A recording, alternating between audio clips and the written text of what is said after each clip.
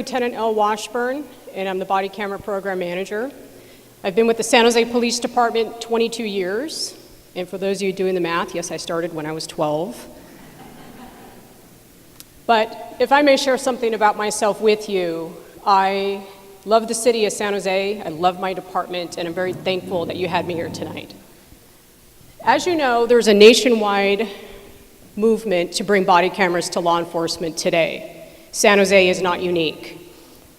We are hopeful that bringing body cameras to San Jose will not only restore trust in our law enforcement within our community and the greater profession, but also allow for greater transparency and accountability.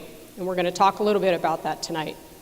Our goal at the San Jose Police Department is to bring body cameras to every single officer. That's patrol, special operations, and even our Bureau of Investigations. I myself, a lieutenant, will be no exception. Can we advance 2 slides, please? In January of 2014, the San Jose Police Department formed our body camera committee. Because the committee was such a large group of personnel and internal, external stakeholders, we broke the committee down into 3 working groups. You can see up there, operational, policy, and our technical group. That photo there is a representation of most of the members at that time. I think important to note is that on our policy working group, we did have members, some members of the community, member of the NAACP. We had some internal and external representatives in the development of our policy. Next slide. So, as Reverend Nancy stated, we had a field test. In July of this year, we had 15 officers who volunteered to wear body cameras for the San Jose Police Department. Fortunately, some of those officers are here tonight to participate in some of these groups. The purpose of our field test, in a nutshell, was for us to determine what we were capable of as a police department to achieve full deployment, every officer, based on our current staffing, infrastructure, and resources. In addition, through this process, we had our volunteering officers complete weekly surveys. We needed to solicit that information from the officers relative to the hardware, the evidence management system that they were using, as well as integration, fit and comfort. In addition to that, we, on our police website, SJPD.org, we have 2 public surveys. They're still active. I encourage you to go to our website. That is one of the mediums by which I can solicit your feedback. With our current staffing, unfortunately, I can't hold as many community meetings or town hall meetings as I would like, but we do have an opportunity for you to take advantage of those online surveys, as well as our email address.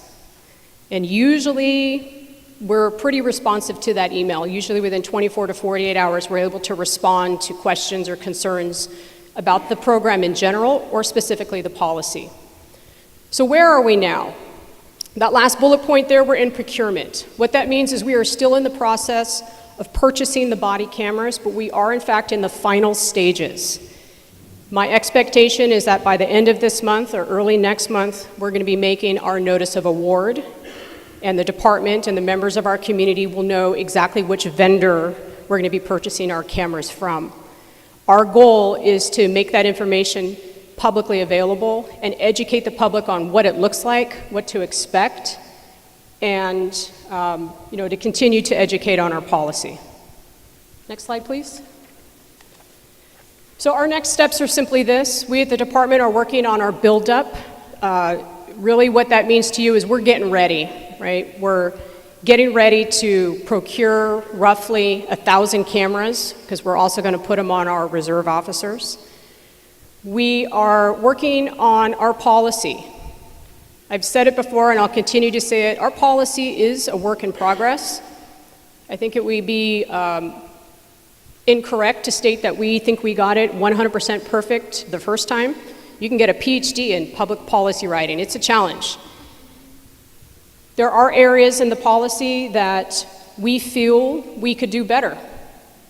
In fact, this last Tuesday, we reconvened our policy working group. Minister Virginia Roberts is a member of that policy working group, and we identified some areas, along with our IPA and our city attorney and others, where we can do better.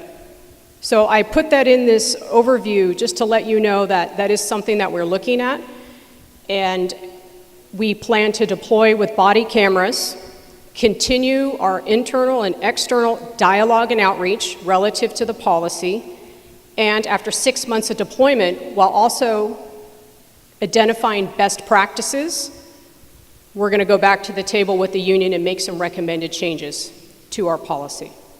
That said, we do feel that it is a sound policy. There was a lot of research and evaluation that went into it, and barring any legislative changes where we need to make a change sooner than 6 months, and certainly we're going to do that to be in compliance with the law. The last bullet point on training and deployment, our goal right now is to start training officers on July 1st.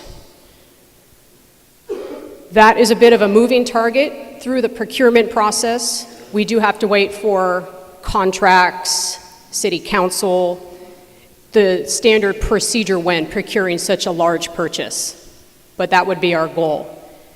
To look down the road even further, our goal is to train our officers within the next fiscal year. So within a year time, June 30th of 2017, we should be fully deployed. That's our expectation that we've placed on ourselves.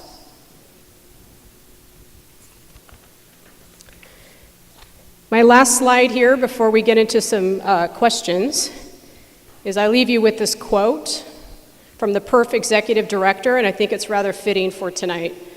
And that's, body-worn cameras can increase accountability, but police agencies also must find a way to preserve the informal and unique relationships between police officers and community members, and I really think that's the whole purpose of us being here tonight.